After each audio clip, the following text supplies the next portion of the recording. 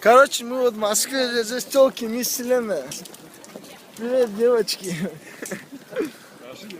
Да, Поливия.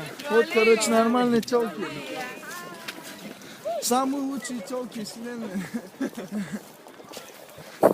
Че, нормальные биксы, да? Это, короче, а ну-ка сейчас оценим, подожди. Откуда? Эстония. Hello. Это откуда? Hello. Hi. Короче, вот так телки же. Кого выцепит, пацаны, покажите. Тогда можно по очереди, нет? Да, да. Привет.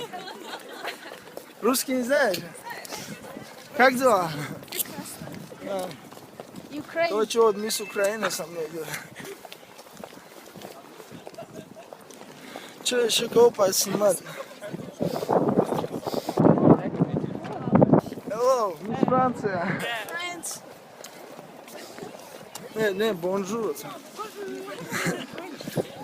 А где мисс Италия? Где? Италия. Где?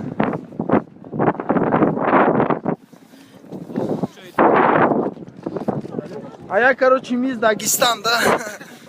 Мисс тоже что? Да. Что-то другое вот всё. Так, да. Выключи камеру. Мы тоже так непростые люди здесь. На мире едем в Италию. Парагвай, понимаешь? Oh, not right now, not right now. No? Not right now. Выключи. А, все. Окей.